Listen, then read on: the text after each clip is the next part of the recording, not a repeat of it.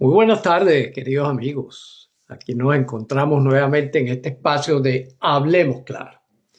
Y para los que ya están acostumbrados a este espacio y para aquellos que están recién incorporándose, pues les recuerdo que Hablemos Claro significa únicamente eso. Aquí hablamos tal cual como podemos hablar, con claridad, con transparencia, con apertura, con la posibilidad de discutir, con la posibilidad de acordar o desacordar, pero que la clave fundamental siempre recuerden es hablar, hablar y hablar hasta acordar. Usar ese don maravilloso que tenemos los seres humanos, que es esa propiedad de poder comentar lo que ocurre, de ir más allá de la mayoría de los animales que simplemente viven, sino que nosotros podemos comentarlo, podemos cuestionarlo, podemos enriquecerlo, podemos hacer todo eso gracias a esa enorme complejidad que nos otorga esta particular herramienta, este particular órgano que hace posible que nosotros podamos tener tanta variedad de posibilidades, tantas expresiones, tantos usos distintos, lo que Levi Strauss llamó en su momento la infinita variedad de lo mismo, que empieza aquí y continúa acá. Esta maravillosa combinación de cerebro y mano nos permite en el intercambio con el resto de la naturaleza la aparición de eso que llamamos mente. La aparición de la mente como una propiedad emergente, como llamamos cuando utilizamos la teoría general del sistema, ¿no? En el sistemismo, propiedad emergente es aquello que surge de la forma, de la figura que la naturaleza tiene para cada cosa, ¿no? Entonces, por ejemplo, la forma que tiene la naturaleza para esto, ayudado con nosotros los humanos, para crear una maravilla como esta, también se refleja en otra maravilla como esta. Y por eso es importante recordar que esta es una estructura sumamente compleja, una estructura simplemente llena de jerarquías, que es lo que va haciendo que tengamos un comportamiento o que tengamos otro comportamiento, como les decía, acompañado de esta maravilla tecnológica de la naturaleza que nos ha permitido modelar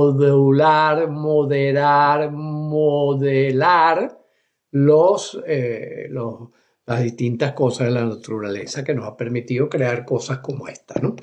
Y eso, a esa función, nosotros la llamamos mente.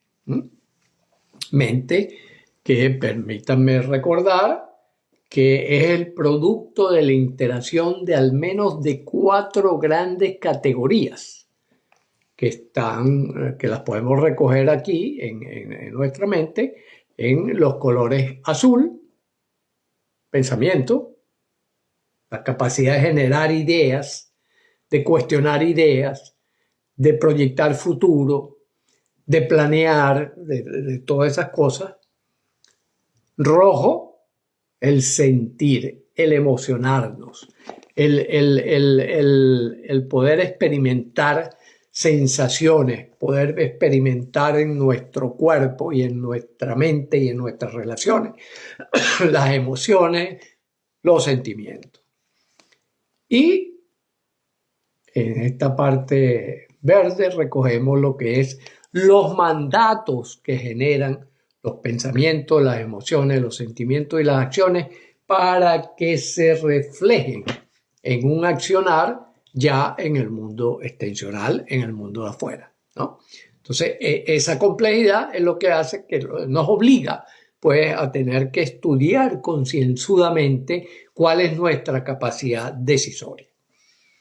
Y que, bueno, como hemos visto en sesiones anteriores, eso lo recogemos en este personaje, nuestro gran amigo, nuestro modelo, que denominamos el señor Pesa, precisamente porque recoge los pensamientos, las emociones, los sentimientos y las acciones como memorias que organizan nuestra posibilidad de relaciones con el mundo, con lo que nos pesa, que son, que lo representamos aquí con esta pesita que está el señor Pesa levantando y que llamamos 4 dimensiones, porque son dimensiones que están fuera de nosotros y que por lo tanto lo que hacemos es interactuar con ellas, ¿no?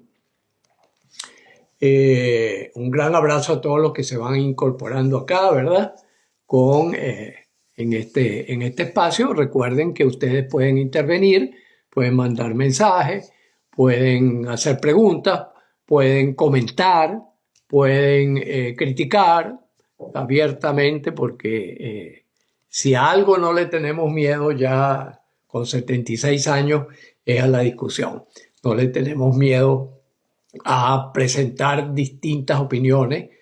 Eso sí, lo que hacemos es analizarlas, ver qué valor pueden tener dentro del marco de lo que las dos grandes disciplinas, ¿verdad? O macrodisciplinas que nos permiten aproximarnos a lo que hay en esta extraña roca, es en primer lugar la filosofía y en segundo lugar la ciencia, ¿no? Como mecanismos de reflexión y de corroboración de las especulaciones que vamos haciendo a lo largo de nuestras vidas.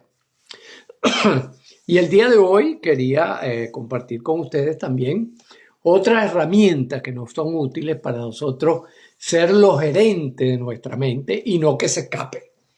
Porque precisamente al funcionar en 3 niveles distintos nuestro maravilloso cerebro, que funciona pues en el nivel consciente, en el nivel inconsciente y en el nivel automático, pues es como una especie de carreta de muchos caballos que nosotros tenemos que ir coordinando para que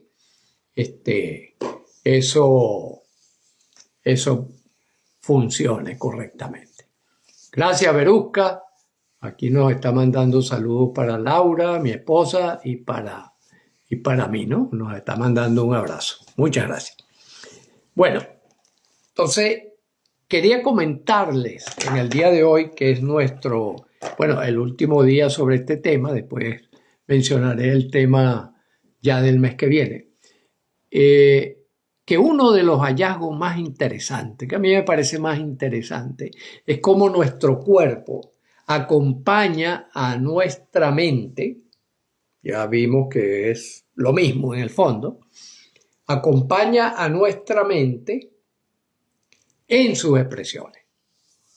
Por ejemplo, una de las cosas importantes es que si nosotros vamos a entrar en pensamientos negativos, generalmente adelantamos los hombros, los bajamos y bajamos la cabeza hacia abajo. Mientras que cuando nosotros estamos con pensamientos positivos, nuestros hombros se levantan un poco, se echan hacia atrás y nuestra cabeza se levanta y la mirada también se levanta hacia arriba. Entonces, investigaciones científicas han demostrado que ese es un patrón. Ese es un patrón. Parece que es un patrón constitutivo de la especie humana, ¿no? Lo mismo, por ejemplo, el acompañamiento de ciertos de los movimientos oculares y el tipo de asociación mental que nosotros vamos haciendo. Por ejemplo, Richard Bandler determinó, ¿verdad?, que cuando nosotros buscamos imágenes internas, nuestros ojos se van hacia arriba. Fíjense, curiosamente se van hacia la parte superior, ¿no? Cuando nosotros exploramos o estamos experimentando sonidos, movemos los ojos en sentido horizontal.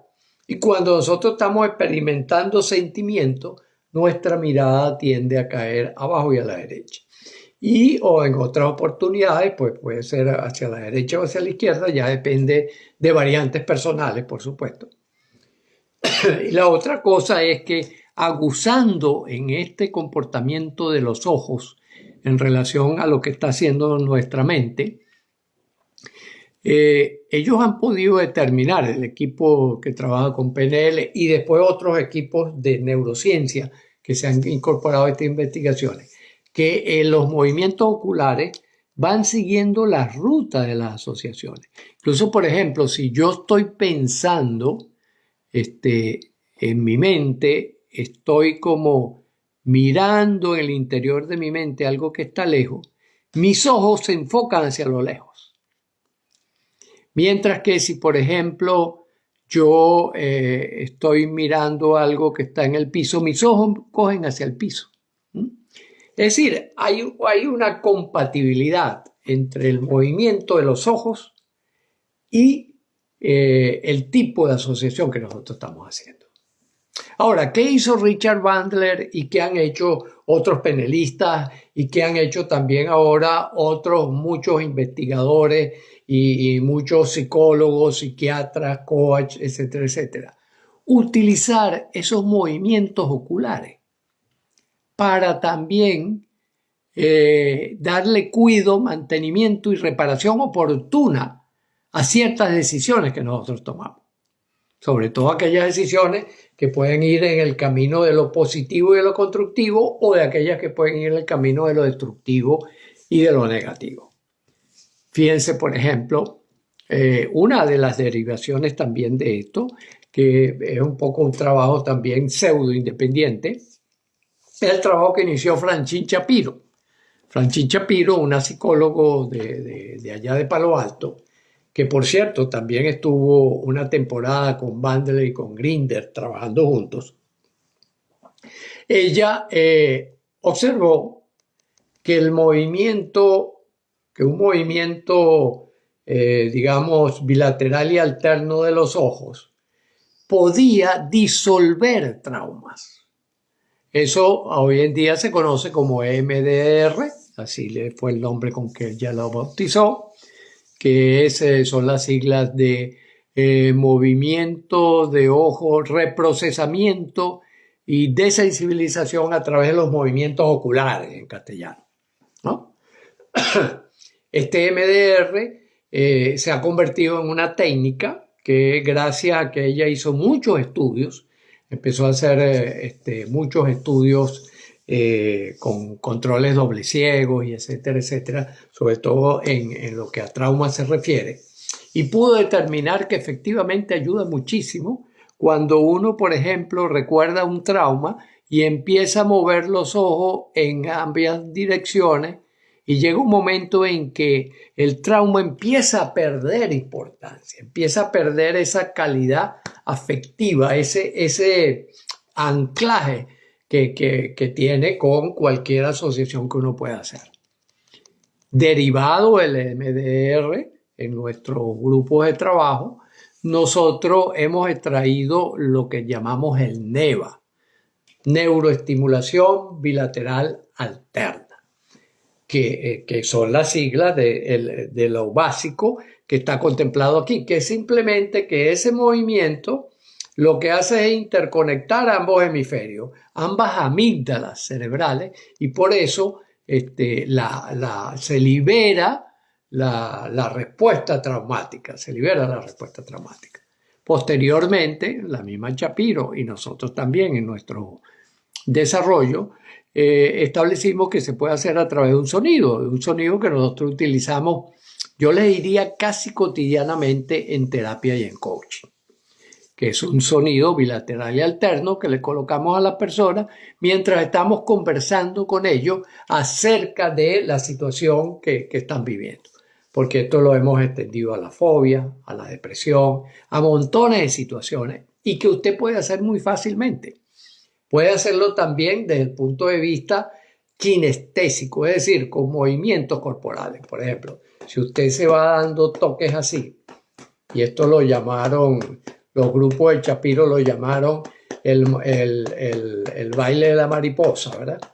Que era, sobre todo lo utilizaron mucho con niños. Nosotros lo utilizamos mucho cuando el desastre de Vargas en Venezuela, y lo hemos utilizado en distintas situaciones traumáticas. Lo hemos trabajado con policías, lo hemos trabajado con bomberos, que son personas que están sometidos a estrés cotidianos, situaciones de amenazas reales, que no son creadas ni fantásticas, sino situaciones reales, puesto que tienen que afrontar altos riesgos, incluso para su físico, para su propia sobrevivencia, y esto le ha sido sumamente útil con ellos, ¿no? Lo hemos trabajado, como les digo, con bomberos, con policías, con enfermeros, con médicos, distintos profesionales que siempre están frente a esas cargas de amenaza real, ¿no?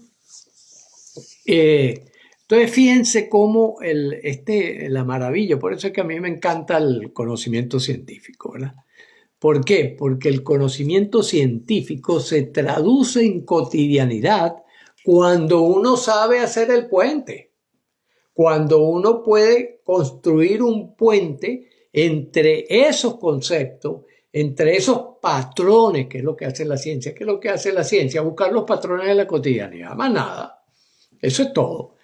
Que nos ha costado muchísimo en el campo del humano, precisamente por la complejidad de nuestra constitución, ¿verdad? Por la complejidad de nuestra constitución, es muy proteico el comportamiento, pero todo comportamiento obedece a unos patrones, y eso es lo interesante, y eso es lo que vamos pescando, los patrones que están detrás de cada acontecimiento. Por eso es que decimos que ciencia que no se traduce en continuidad, en cotidianidad, no es verdadera ciencia. La ciencia verdadera te da la oportunidad de que tú puedas utilizar algo interesante, útil, práctico.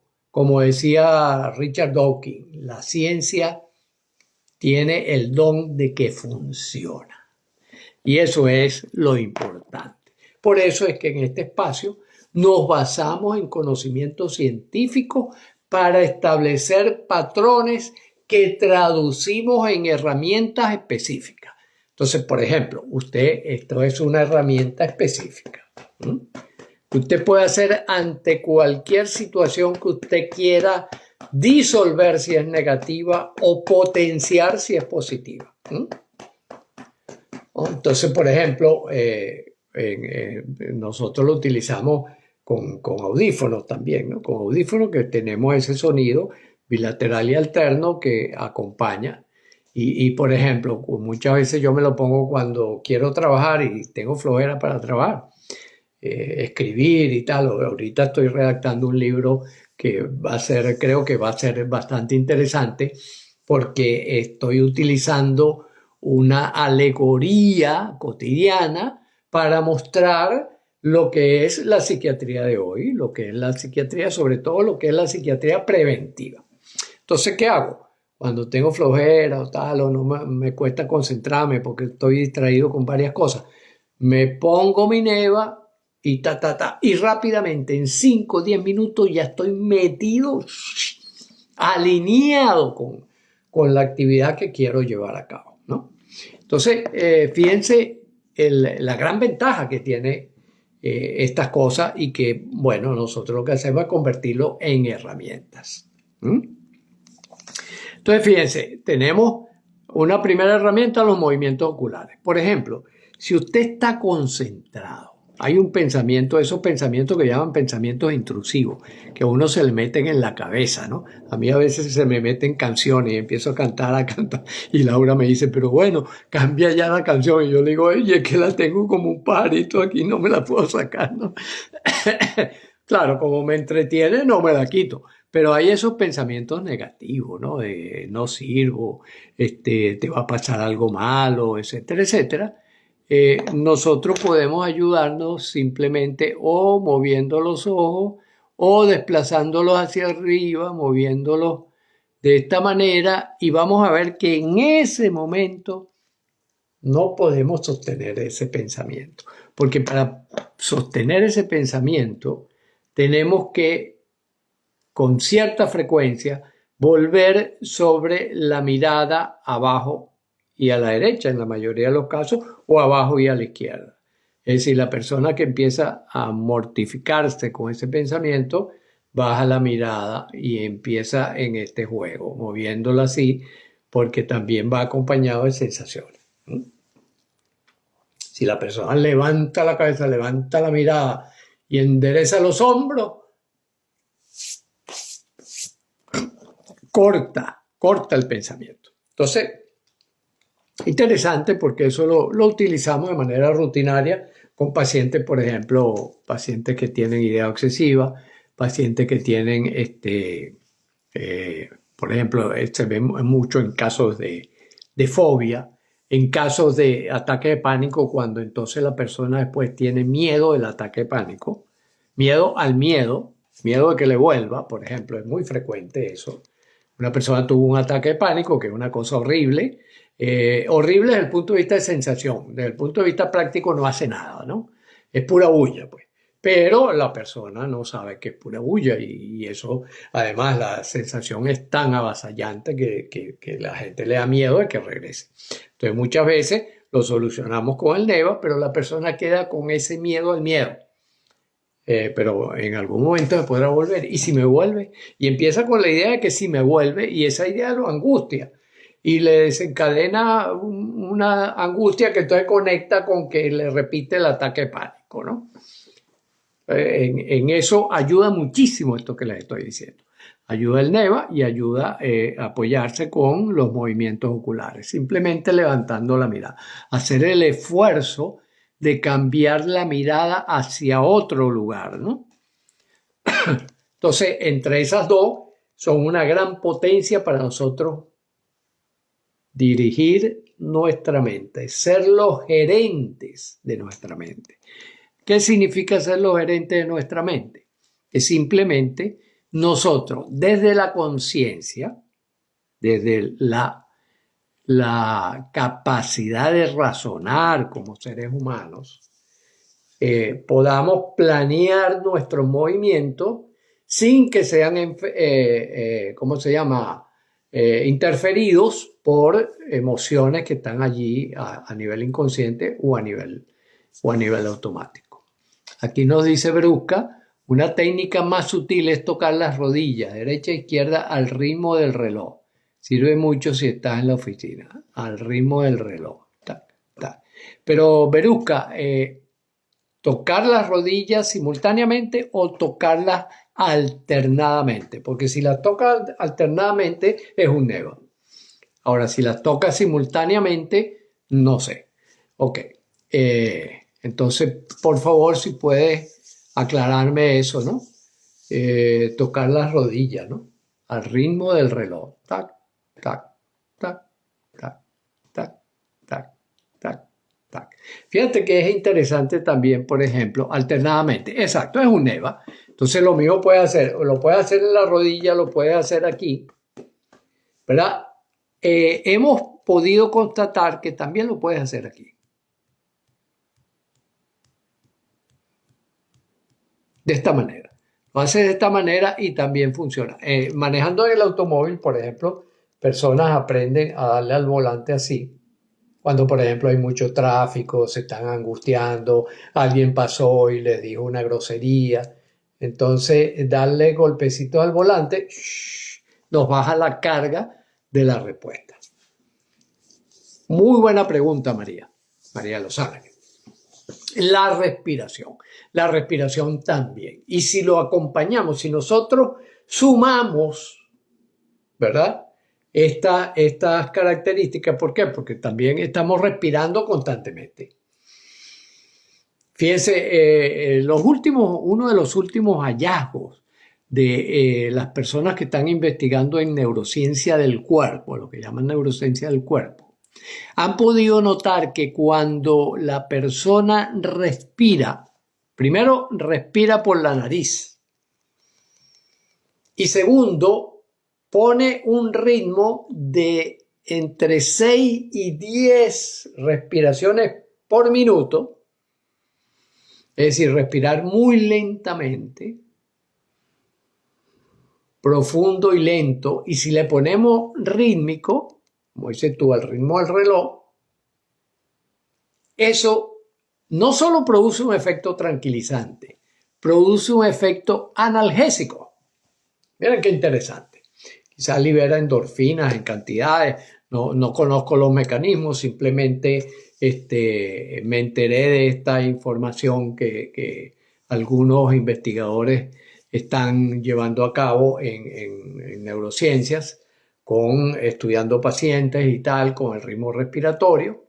Ya Susana Bloch, desde allá de los años 70 en Chile, había estado experimentando con la respiración y las emociones y encontró patrones consistentes en el estilo de respirar y el tipo de emoción que acompaña.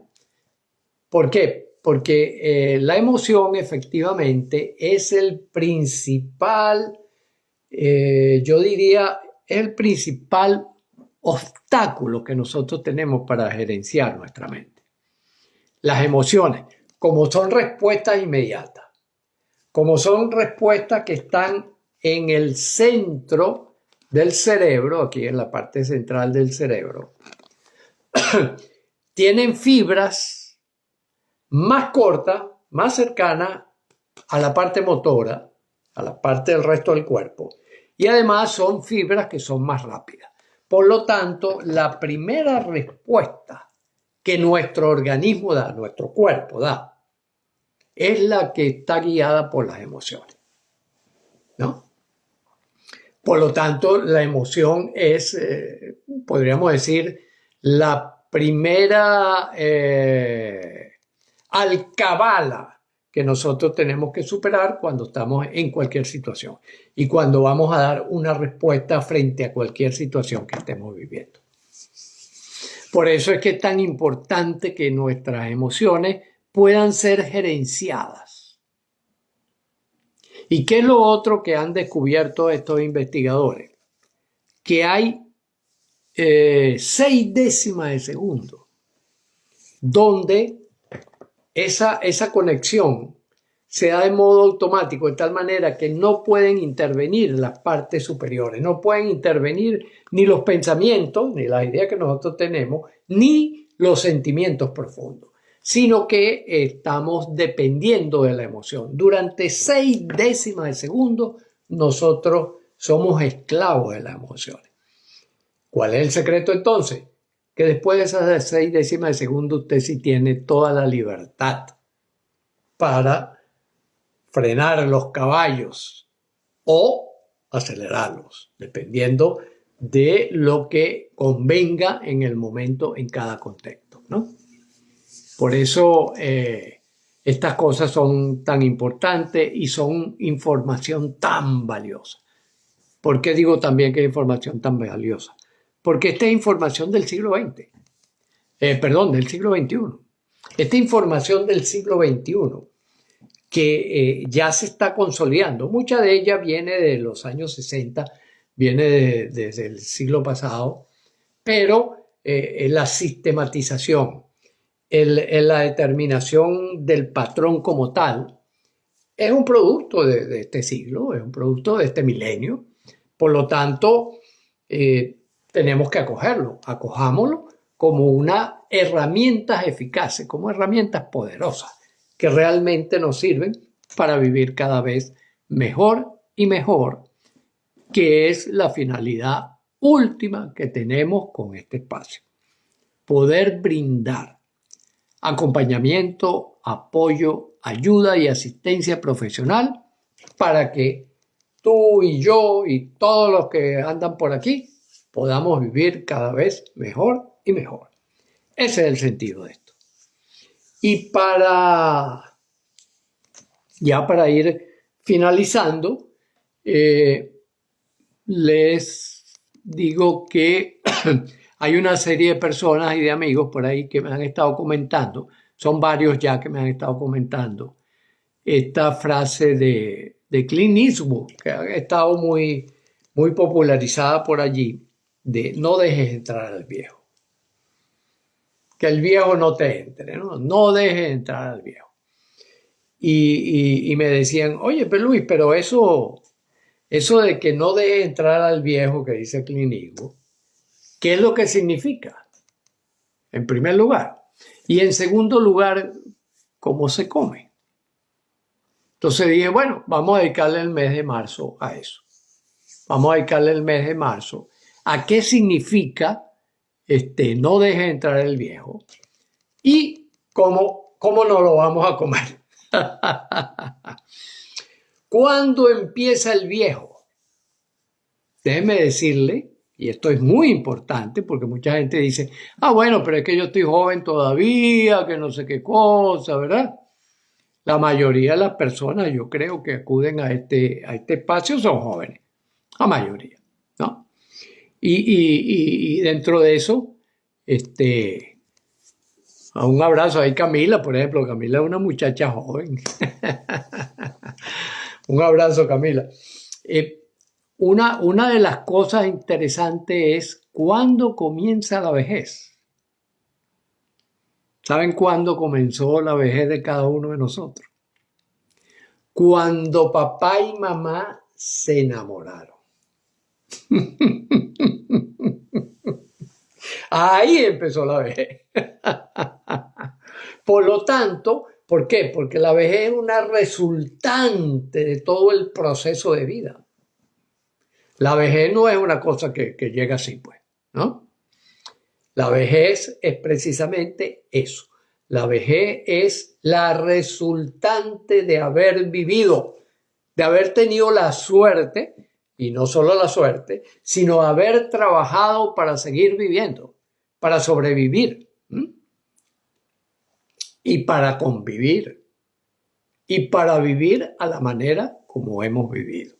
Por lo tanto, sí es importante que la sorpresa que le tenemos para el mes que viene sea escuchada por todo el que ya puede escuchar, por todo el que ya esté viviendo, por todo el que ya esté presente en este planeta, puesto que, como les digo, la vejez comienza cuando papá y mamá se enamoraron.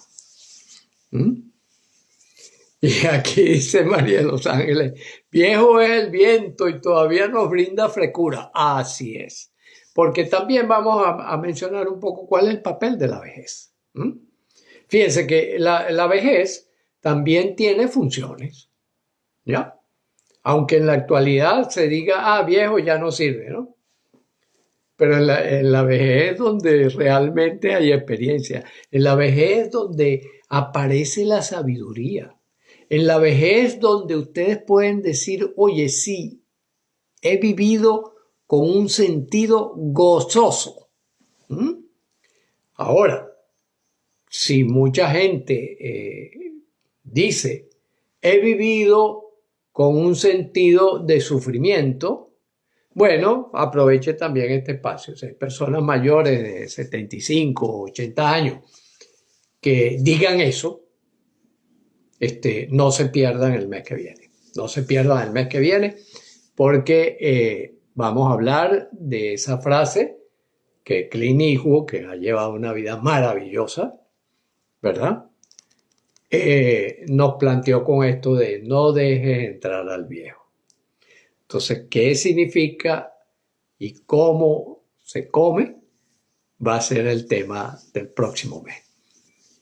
Por ahora, bueno, espero haber sido útil durante este mes que lo dedicamos a cómo funciona nuestra mente y va a ser importante también estos conceptos para abordar los problemas de envejecimiento. ¿Sí? Entonces, por ahora, mis queridos amigos, un abrazo y seguimos.